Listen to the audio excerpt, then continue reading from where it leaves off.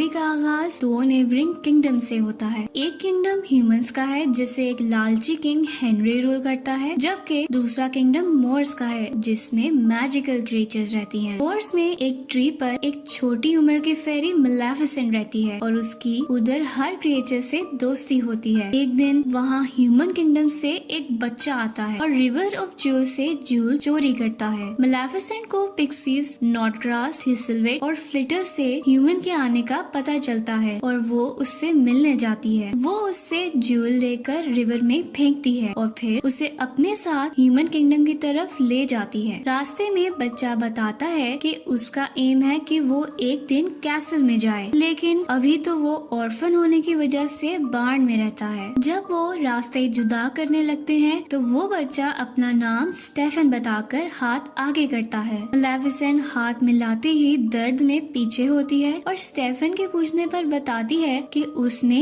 Iron की ring पहनी है और फेरीज आयरन से हर्ट होती हैं। इस पर स्टेफन अपनी रिंग दूर फेंक देता है। वो जाते हुए दोबारा आने का प्रॉमिस करता है। मलेफिसेंट स्टेफन के करीब होते हुए भी रिंग फेंक देने के एक्ट से बहुत इम्प्रेस होती है और सारा टाइम उसके बारे में सोचती रहती है। कुछ हफ्तों बाद स्टेफन दोबारा मिलने आता है और फिर वो बार बार आता ही रहता है। वक्त के साथ साथ उनकी दोस्ती प्यार में बदलती जाती है और मलेफिसेंट की 16th बर्थडे पर स्टेफन उसे ट्रू लव किस देता है। उसके बाद वो काफी अरसा पैसे कमाने और एम्बिशंस पूरी करने की वजह से मोर्स नहीं आता, जबकि मलेफिसेंट बड़ी होके एक पावरफुल फेरी बन के मोर्स की हिफाजत करती है। इसी तरह एक दिन लालची किंग हेनरी मोर्स में पावरफुल क्रिएचर का सुनकर उस पर कब्जा करने के लिए अपनी आर्मी लेकर आता है। मलेफिसेंट दूर से आर्मी को देखकर उनके सामने पहुंचती उन्हें वापस मुड़ जाने का कहती है। हेनरी उसका मजाक उड़ाते हुए अपनी आर्मी को उस पर अटैक करने का कहता है, तो मलेफिसेंट ट्री ब्रांचेस यानी कि शाखों से बनी हुए क्रिएचर्स को बुला लेती है। वो आर्मी से लड़ने लग जाते हैं और मलेफिसेंट हेनरी के पास जाती है, लेकिन वो उसे आयरन लगाकर जख्मी करता अपनी आर्मी के साथ कैसल वापस भाग जाता है। कैसल में किंग हेनरी बीमार हुआ बिस्तर पर पड़ जाता है और ऐलान करता है कि जो उसका बदला लेकर मलेफिसेंट को मार देगा वो फ्यूचर किंग और उसकी बेटी का हस्बैंड बनने का हकदार होगा। किंग का ख्याल रखता बड़ा हुआ स्टेफन भी ये सुन लेता है। स्टेफन मलेफिसेंट से मिलने जाता है और दोनों गुजरे वक्त की बातें करते हैं। बातों ही बातों में स्टेफन मलेफिसेंट को पानी देता है, जिसे पीकर मलेफिसेंट बेहोश होकर सो जाती है। उसके सोने का यकीन करके स्टेफन उसे डैगर से मारने लगता है, लेकिन उसकी हिम्मत नहीं होती। फिर वो मलेफिसेंट के विंग्स देख के कुछ सोचता अपनी आयरन चेन्स निकालता है। नेक्स्ट सीन में हम सुबह होने पर देखते हैं कि मलेफिसेंट दर्द में उठती है और देखती है कि उसके विंग्स ही नहीं है। वो दर्द में चिल्लाती रहती है और छुपा हुआ स्टेफन उसकी चीखें सुनने के बावजूद विंग्स लेकर कैसल चला जाता है। वो किंग के सामने विंग्स पेश करके मलेफिसेंट को मारने का दावा करता है, जिस पर किंग उससे बहुत खुश होता है। उधर उड़ती फिरती मलेफिसेंट अपने विंग्स ना होने की वजह से अब चलने पर मजबूर हो चुकी है। एक फेरी के लिए उसकी विंग्स बहुत जरूरी है, इसलिए मलेफिसेंट स्टेफन के धोखे और विंग्स के ना होने पर अभी तक गम में है। एक दिन यूं ही चलते हुए उसे एक ह्यूमन एक कौवे का शिकार करता दिखता है और वो क्रो को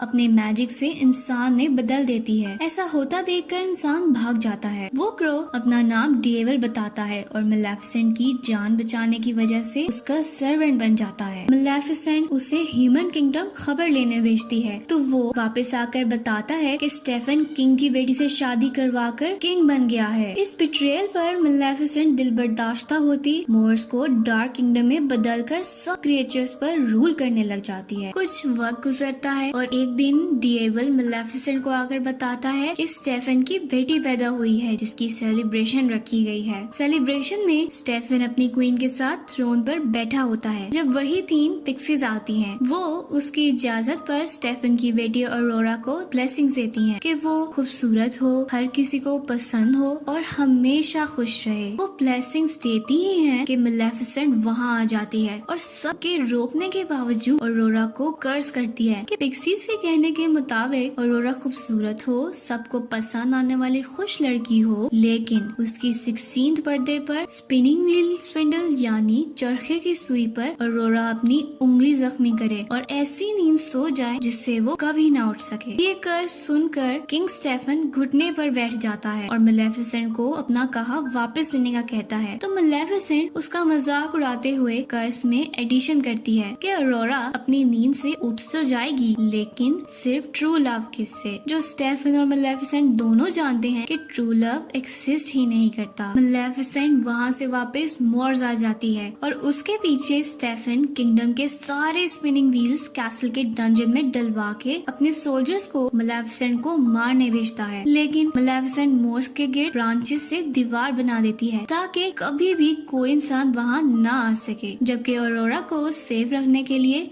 स्टेफन उसे पिक्सीज के साथ उसकी 16th बर्थडे तक छुपाए रखने का कहकर फॉरेस्ट के एक कॉटेज में भेज देता है। पिक्सीज बच्चे के लिए ह्यूमन फॉर्म में तो आ जाती हैं, लेकिन उन्हें उसका ख्याल रखने का कुछ भी पता नहीं होता। डिएवल कॉटेज ढूंढकर मेलेफिसेंट को वहां लेकर जाता है और मेलेफिसेंट को अरोरा पसंद नहीं आती और वो फॉरेस्ट में आती उसकी भूख से रोने की आवाज से भी चिढ़ती होती है। डिएवल ही उसकी भूख पूरी करके उसे सुला कर आता है। मेलेफिसेंट और डिएवल अरोरा के बचपन से उसके बड़े होने तक उस पर नजर रखते हैं और उसका ख्याल रखते हैं, और इसी तरह बचपन में अरोरा एक दफा मेलेफिसेंट से मिलती भी है। दूसरी तरफ स्टेफन पैरानॉइड हुए मेलेफिसेंट के केज विंग से बातें करता रहता है, अपनी आर्मी को बार बार मेलेफिसेंट की बनाई वॉल गिराने के लिए भेजता रहता है, और इस सब में वो अपनी बीवी को भूल जाता है जो मर जाती है। वक्त का साइकिल चलता रहता है और अरोरा मेलेफिसेंट के जेर नजर बड़ी हो जाती है। वो मोर्स के बारे में बहुत क्यूरियस होती हुई मेलेफिसेंट की बनी वॉल के पास खड़ी होती है जब मेलेफिसेंट वहां आती है। वो अरोरा को बेहोश करके सोल्जर से लड़ती उन्हें वापस भेज देती है और फिर अरोरा को अपने साथ मोर्स के अंदर ले जाती है। अरोरा जब जागती है तो वो मेलेफिसेंट को बताती है कि उसे पता है मेलेफिसेंट उसकी गॉड मदर है, क्योंकि वो बचपन से ही उसका लुक आफ्टर कर रही है। उसके बाद अरोरा अक्सर ही मोर्स में दिखाई जाती है और उसकी मोर्स के क्रिएचर से दोस्ती भी हो जाती है। उसका ध्यान रखते रखते मेलेफिसेंट उसकी केयर करने लग जाती है और अरोरा की मोहब्बत में गिरफ्तार होती वो उस पर किया अपना कर्ज वापस लेने की भी कोशिश करती है, लेकिन कामयाब नहीं होती है। जैसे जैसे अरोरा का बर्थडे करीब आता है तो दोनों किंगडम्स में बेचैनी बढ़ती जाती है। स्टेफन को मेलेफिसेंट की नाइटमेयर्स आती है और वो रातों को भी लेबर से आयरन बनवाता रहता है, जबकि मेलेफिसेंट सैड होती हुई अरोरा को उसकी बर्थडे से एक दिन पहले दुनिया के ईविल के बारे में समझाने की कोशिश करती है। तो अरोरा अपनी बर्थडे के बाद मेलेफिसेंट के पास मोर्स में ही रहने की ख्वाहिश जाहिर करती है और ये डिसीजन पिक्सीज यानी अपनी आंटीज को बताने अरोरा घर की तरफ निकल जाती है। उधर ही राह भटके हुए प्रिंस फिलिप अरोरा से मिलता है। उन दोनों को दूर से देखते हुए डेविल मेलेफिसेंट को होप देता है कि फिलिप अरोरा को ट्रू लव किस करके कर्ज तोड़ सकता है। इस पर मेलेफिसेंट कहती है कि ये कर्ज उसने इसीलिए तो दिया था क्योंकि ट्रू लव एग्जिस्ट ही नहीं करता। सीन्स अरोरा पर शिफ्ट होते हैं जो कॉटेज में पिक्सीज को अपने जाने का बताने जाती है। उधर पिक्सीज अरोरा को सारी स्टोरी बताती हैं।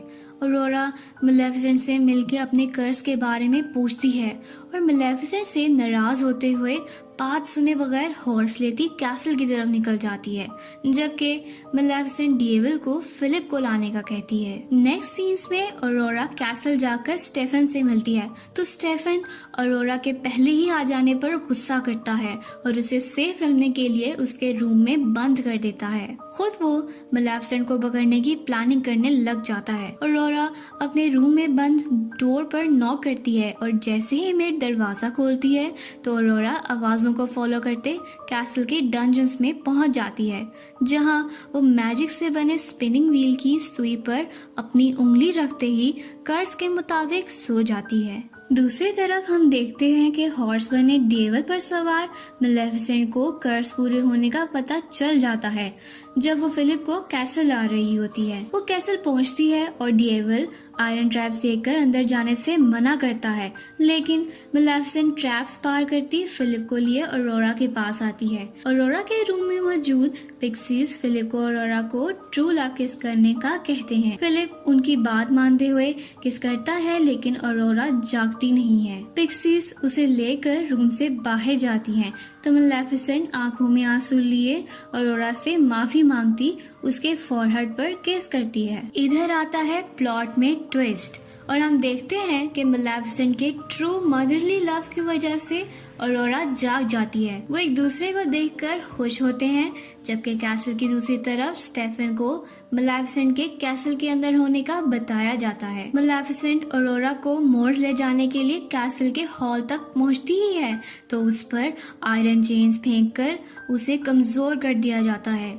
ऑरोरा को गार्ड्स आगे बढ़ने नहीं देते और अपने बचाव के लिए मेलेफिसेंट डिएवल को ड्रैगन बना देती है। डिएवल सोल्जर्स को गिराकर मेलेफिसेंट से चेन्स हटा देता है, लेकिन गार्ड्स उसे पकड़ लेते हैं और मेलेफिसेंट को आयरन शील्ड में घेर लेते हैं। मेलेफिसेंट ड्रैगन की आग से तबाह होता कैसल देखकर ऑरोरा को भाग जाने का कहती है और उसके जाते ही आयरन आर्मर में स्टेफन मेलेफिसेंट की तरफ आता है। वो आयरन चेन से उसे दूर फेंककर मारने ही लगता है कि ऑरोरा के थ्रू केज से आजाद करदा मेलेफिसेंट के विंग्स उससे आके अटैच हो जाते हैं और मेलेफिसेंट फिर से पावरफुल हो जाती है। वो सोल्जर्स को गिराती डिएवल को आजाद करवा देती है और अपने पांव पर लगी स्टेफन की चेन से उसको घसीटती हुई विंडो तोड़ती कैसल से बाहर ले जाती है।